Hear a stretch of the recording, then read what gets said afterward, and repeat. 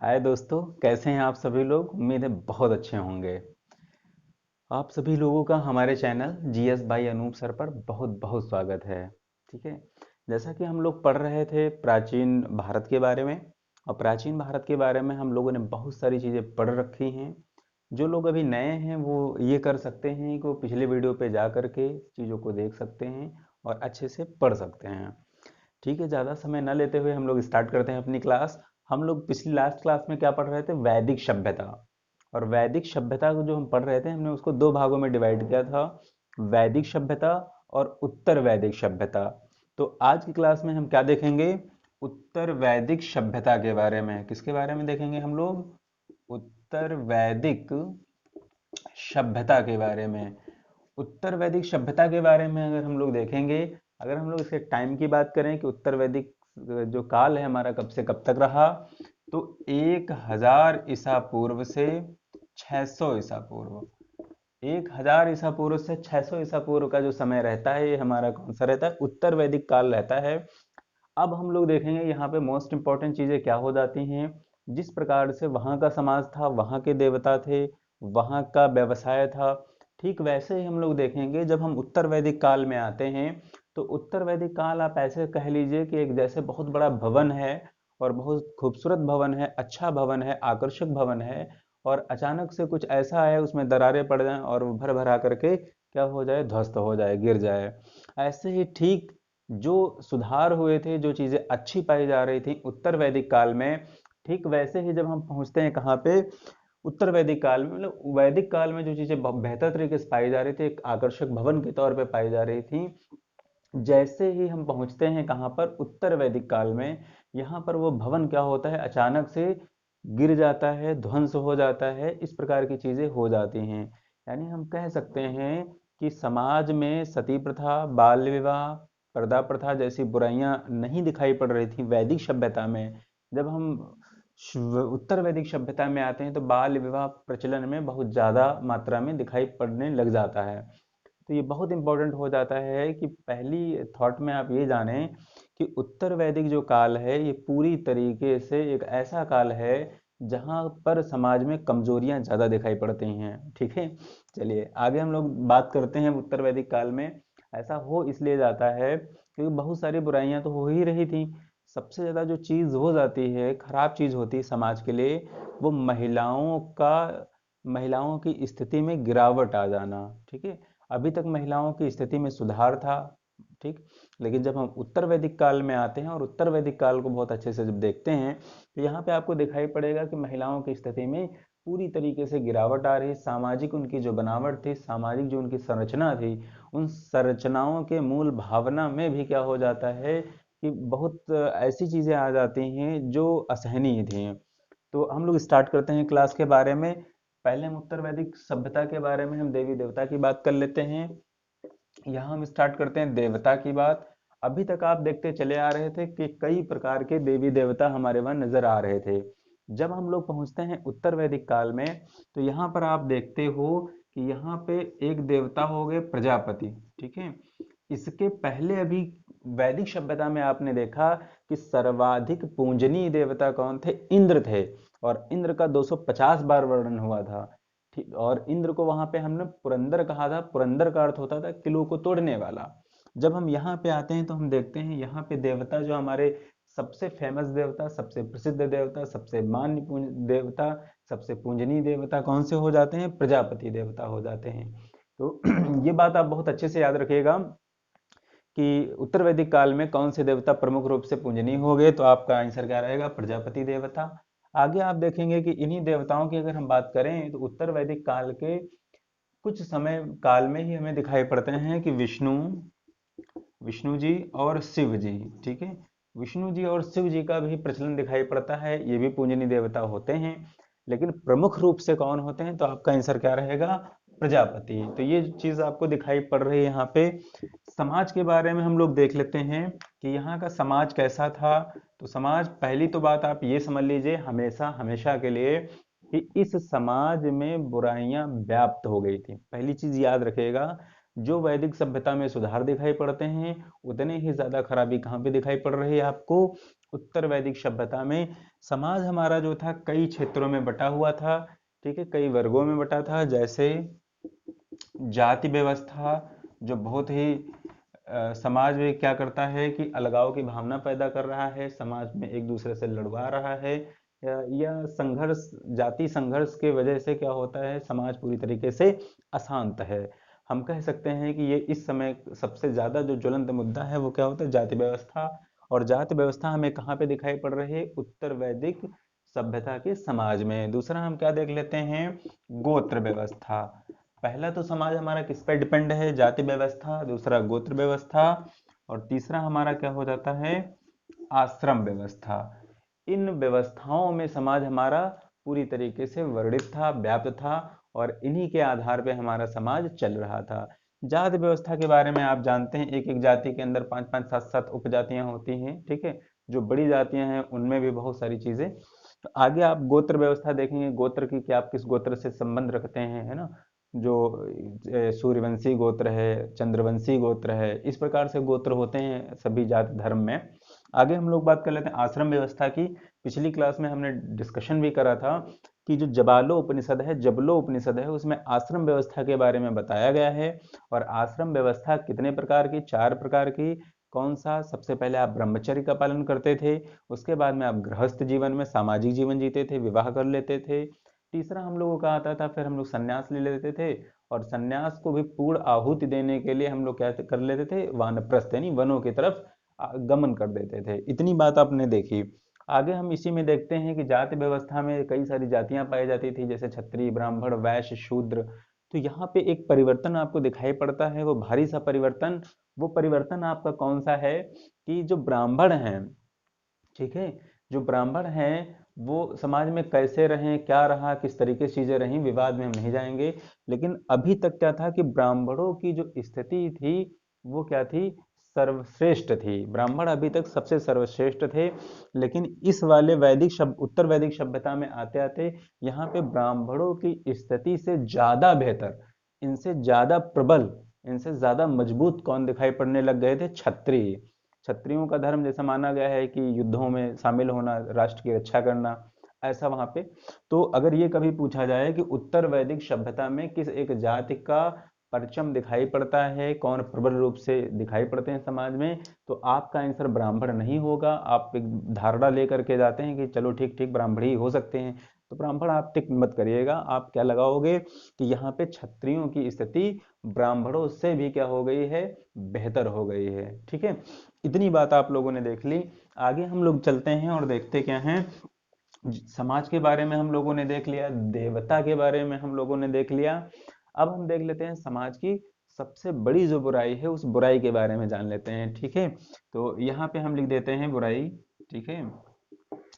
बुराई के बारे में यह था कि महिलाओं की जो स्थिति है, ठीक है, महिलाओं की जो स्थिति है वो हमारी क्या हो गई, बहुत बद से बदतर हो गई, बहुत खराब हो गई। और माना जाता है भारतीय मनसा में कि यत्र नारी पूंजते तत्र देवता रमनते, यानी जहाँ स्त्रियों की रिस्पेक्ट होती है, इज्जत की जाती है, मर्यादा की जाती है, मतलब पूजा की जाती है, जो आपने बताया। तो इस प्रकार का मतलब ये होता है कि जहाँ पे स्त्रियों की स्थिति अच्छी होती है, वहां पर देवता भी रमण करते हैं। देवता का मतलब आप ऐसे मान लीजिए कि इस आज के समाज में जो सबसे ज्यादा जरूरी है वो ये हो चुका है कि आप पूंजे भले ही ना किसी को, बट किसी एक एक व्यक्ति को दूसरा व्यक्ति रिस्पेक्ट करता रहे, उसका आदर अनादर दोनों का बना रहे। मतलब आप अगले का आदर करें, आपका आदर अगला कर ले, यही अगर हो जाए तभी भी सफिशियंट है, ठीक है। इतनी बात। तो महिलाओं की स्थिति यहाँ पे क्या हो जाती है, बहुत खराब हो जाती है। खराब इसलिए हो जाती है क्योंकि यहाँ पे अभी क्या हो रहा था कि जो संपत्ति का अधिकार था, महिलाओं को संपत्ति का अधिकार मिला करता था। और जब हम यहाँ पे आ जाते हैं तो महिलाओं के संपत्ति का अधिकार क्या हो गया, उनसे छीन लिया गया। यानी अभी तक जो महिलाओं को संपत्ति का हिस्सा पिताजी की खेती में या परिवार की खेती में या परिवार की जमीन में उनको कुछ हिस्सा दे दिया जाता था, वो उत्तर वैदिक सभ्यता में आते आते उनसे ये वाला भी अधिकार छीन लिया जाता है। आगे इसी में हम देखते हैं कि एक एक जो और प्रचलन था, कौन सा प्रचलन, बाल विवाह। अभी जब आप वैदिक सभ्यता पढ़ रहे थे तो वैदिक सभ्यता में आपने देखा था कि बाल विवाह का पूरी तरीके से निषेध था। और जब हम यहाँ पे आ रहे हैं तो यहाँ पे आप देख रहे हो बाल विवाह फिर से स्टार्ट हो गया। मतलब कैरियर से कोई मतलब नहीं है, परिपक्वता से कोई मतलब नहीं है, समाज की मान सम्मान, समाज की जो रीति रिवाज, संस्कार, कल्चर, सभ्यता, इन चीज़ों के बारे में आप जान पाएं या ना जान पाएं, कोई मतलब नहीं, आपका विवाह कर दिया जाता उस समय। ठीक है, तो आप कंपटीशन की तैयारी नहीं कर रहे होते। आगे देख लेते हैं हम लोग। सबसे बड़ा जो ड्रॉबैक आया, सबसे बड़ा जो मतलब चीज़ें आई कि महिलाओं की स्थिति ऐसी खराब हो क्यों गई, तो वहां पर एक तो समाज ऐसा हो गया, समाज की मानसिकता ऐसी हो गई, समाज की धारणा स्त्रियों के प्रति ऐसी हो गई। लेकिन उनके सहायक के रूप में अगर हम बात करें तो कुछ सेंटेंस ऐसे दिखाई पड़ते हैं जो वो नहीं होने चाहिए थे। तो वो सेंटेंस आपको कहाँ पे दिखाई पड़ते हैं? एक वहां पे संहिता लिखी गई, जैसे आपको संहिता हमने पढ़ाया है, मैत्रेयी संहिता। कौन सी? रट लीजिए, मैत्रेयी संहिता। मैत्रेयी संहिता में बताया गया है कि जिस प्रकार से समाज में तीन बुराइयां सर्वाधिक हैं, दो बुराइयां। पहला जुआ, जुआ का मतलब जो ताश पत्ते ऐसे लोग खेलते हैं, और भी तरीके हो सकते हैं। तो जुआ पहला क्या होता है? जुआ। और दूसरा हमारा क्या होता है? शराब जो होती है बहुत खराब। ठीक है, तो ये जो दोनों चीजें बहुत बुराइयां थी। माना गया है मैत्रेयी संहिता में कि जिस प्रकार से जुआ और शराब बहुत ही ज्यादा खराब चीज है, बहुत ही ज्यादा खराब पदार्थ है, ठीक वैसे ही जो स्त्री है, जो महिला है, जो स्त्री का शरीर है, वो पूरी तरीके से इन्हीं तीन बुराइयों में शामिल है। पहला जुआ, तीसरा शराब, और तीसरा स्त्री। ऐसे सेंटेंस वहां पर लिख दिए गए। तो इससे क्या हो जाता है, लोगों को मानसिकता में और ज्यादा परिवर्तन आया कि भाई ये बहुत गंदी चीज कोई होती है स्त्री, मतलब महिला। तो आप अगर ये देखेंगे, ये प्रश्न बनता भी है कि किस ग्रंथ में या कहाँ पे ये लिखा है कि महिला तीन बुराइयों में सम्मिलित है। जैसे कि कौन कौन सी? जुआ, शराब और स्त्री। तो आप बता दोगे मैत्रेयी संहिता में ऐसा बोल दिया गया है। आगे आप देखोगे, आगे इसी में हमने ब्राह्मण ग्रंथ आपको पढ़ाए थे, और उन्हीं ब्राह्मण ग्रंथों में हमने आपको बताया था ऐतरेय, ऐतरेय ब्राह्मण। ठीक है, ऐतरेय ब्राह्मण आपको पढ़ाया था। और ऐतरेय ब्राह्मण में भी यहाँ पे एक चीज निकल करके आ जाती है। ऐतरेय ब्राह्मण में इन लोगों ने क्या लिखा, इन लोगों ने क्या बताया? इन लोगों ने बताया जो परिवार होता है हम लोगों का, जो फैमिली होती है, फैमिली में जो परिवार होता है, परिवार में इन लोगों ने बताया कि जो पुत्र होता है, पुत्र का मतलब लड़के, जो पुत्र होता है, पुत्र परिवार का रक्षक होता है। ठीक है, परिवार का क्या है? रक्षक है। और ठीक इसके विपरीत उन लोगों ने क्या बता दी? बहुत बेहूदगी वाली बात हो गई कि जो पुत्री होती है, पुत्री परिवार में दुख का कारण होती है। ठीक है, अब आप देख रहे हैं उत्तर वैदिक सभ्यता में महिलाओं की स्थिति में जो गिरावट आ रही है, एक तो समाज की मानसिकता, और दूसरी ऐसे जो धारणाएं जो प्रचलित कर दी गई हैं, ऐसे जो सेंटेंस आपको दिखाई पड़ रहे हैं कि एक जगह पे शराब और जुआ के तरीके से महिला एक बुरी चीज है, गंदी चीज है, ऐसा इन लोगों ने बताया यहाँ पे। दूसरा आप क्या देख रहे हो यहाँ पे कि ऐतरेय ब्राह्मण में ये कहा जा रहा है कि जो पुत्र है वो परिवार का क्या है? रक्षक है। ठीक उसके विपरीत ही जो पुत्री है वो किस प्रकार से है? वो परिवार में दुख का कारण है। जबकि मॉडर्न एज में, वर्तमान में आप देखेंगे कि हमारी महिलाओं ने, हमारी बहन बेटियों ने पूरे अंतरिक्ष से लेकर के ओलंपिक में लेकर के, अभी ओलंपिक में हम लोग गेम्स में जीत नहीं पा रहे थे, जितने भी पदक हो रहे थे हमारी हमारी बहनें लेकर के आ रही थी। और या फिर अगर हम पायलट की बात कर लें, या हम पर्वतों पे चढ़ने की बात कर लें, मतलब कोई भी आज का ऐसा समाज नहीं है, कोई भी ऐसा क्षेत्र नहीं है जहाँ पर इन लोगों ने, हमारी बहनों ने अपना परचम ना फहराया हो। ठीक है, तो हम ये देख लेंगे, ये अप्रचलित बातें हो गई हैं, लेकिन उस समय के समाज को हम पढ़ रहे हैं, तो ऐसा हमको पढ़ना पड़ रहा। हाँ, इतनी चीजें हैं कि दुष्कर्म जैसी घटनाएं आज के युग में बढ़ी हैं, लेकिन उस समय में दुष्कर्म जैसी घटनाएं हमको देखने को, पढ़ने को नहीं मिल रही थी। ये समाज के लिए घृणित है। या आज के भी हम कुछ नेताओं के बयान देखा करते हैं बीच बीच में, किसी भी जाति, पार्टी, धर्म के लोग हों, कोई एक पर्टिकुलर नहीं, लगभग लगभग सभी पार्टियों के नेताओं से कभी ना कभी बेतुके बयान आ जाते हैं जो समाज के लिए बेहतर नहीं है। ठीक है, चलिए, तो इतनी चीज हम लोगों ने देख ली है। आगे हम लोग क्या देखेंगे कि इन्हीं वैदिक सभ्यता में, उत्तर वैदिक सभ्यता में हमें जो खेती के चार उपक्रम होते हैं, मतलब खेती के जो चार प्रकार जो क्रम होते हैं, जो सिस्टम होता है, उसके बारे में वर्णन होता है। जैसे जैसे क्या होता है आपका बुआई, पूछा जाता है ये कहाँ मिलता है। बुआई हो गया, ठीक है, बुआई हो गया, कटाई हो गया, बुआई निराई, बुआई निराई कटाई और मड़ाई, ये भी, इसके भी हमें एक प्रकार कहाँ पे दिखाई पड़ते हैं खेती के, तो उत्तर वैदिक काल में दिखाई पड़ते हैं। आगे जब थोड़ा सा आप चलोगे तो यहाँ पे दो चीजें और बहुत ज़्यादा इंपॉर्टेंट नज़र आ जाती हैं कि यहाँ पर संस्कार के बारे में बात कर दी गई है। संस्कार के बारे में जो बात की गई है, माना जाता है हिंदू जनमानस में कि संस्कारों की संख्या कितनी है, संस्कारों की संख्या 16 है।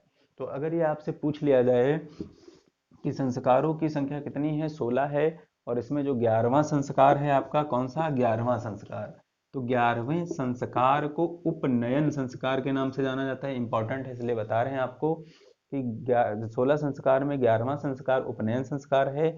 और इससे भी जो महत्वपूर्ण बात है, जो इम्पोर्टेंट बात है, जो पूछी जाती है, जो पूछी जाएगी आपसे, वो ये हो जाती है कि महिलाओं का कौन सा संस्कार होता था।